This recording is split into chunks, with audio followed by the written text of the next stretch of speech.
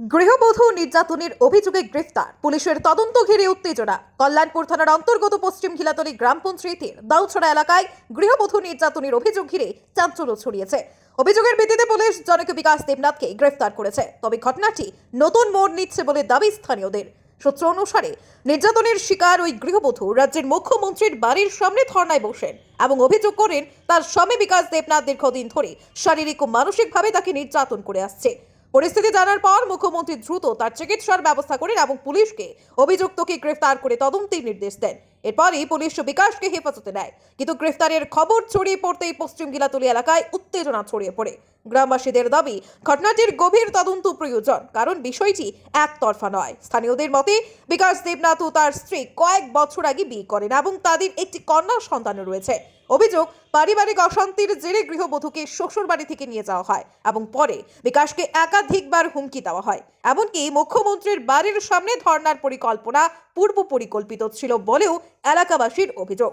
এদিকে পরিস্থিতি উত্তপ্ত হয়ে উঠলে এলাকাবাসীরা কল্যাণপুর থানায় উপস্থিত হয়ে বিকাশের মুক্তির দাবি জানান এবং মুখ্যমন্ত্রীর কাছে উপযুক্ত তদন্তের আবেদন করেন।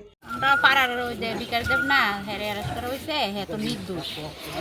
আমরা পাড়ার লোক হইলে কিছু হ্যাঁ তো কেউ নাই নাই বলতে মা বাবা বলতে ভাই বোন কেউই নাই। বোন আছে একজন বিয়ে দিয়ে লাইছে, বাবাও মারা গেছে। হ্যাঁ বোর আগুন লাগছে উল্লার থেকে, ওখানে এতদিন পরে 1 বছর পরে হ্যাঁ নামে কেস দেওয়া হয়েছে যে হ্যাঁ আগুন লাগাই দিছে। অনেক কিছুই শুনতাছি, মোবাইলে দেখতাছি।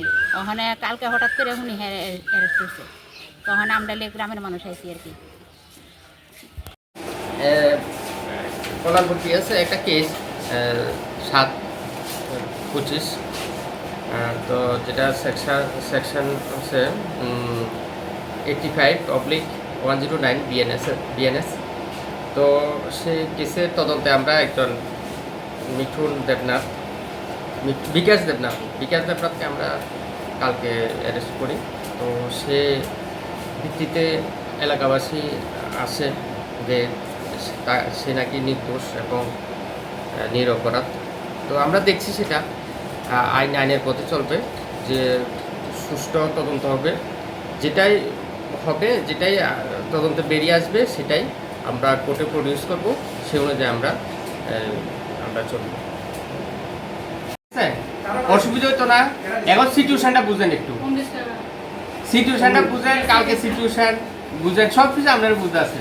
আমরা কেস হয়েছে তো কয়েকদিন হয়েছে, ঠিক আছে না, 8টা পাখি কি ঠিক আছে, অসুবিধা হতো না।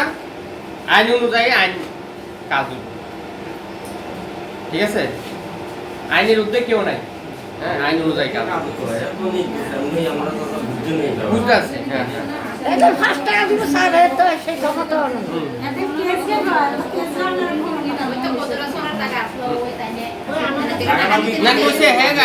গোটা ঘটনার সত্যতা যাচাই করতে পুলিশ তদন্ত শুরু করেছে। এখন দেখার বিষয়, তদন্তের মাধ্যমে প্রকৃত সত্য কিভাবে উঠে আসে এবং প্রশাসন কি সিদ্ধান্ত নেয়।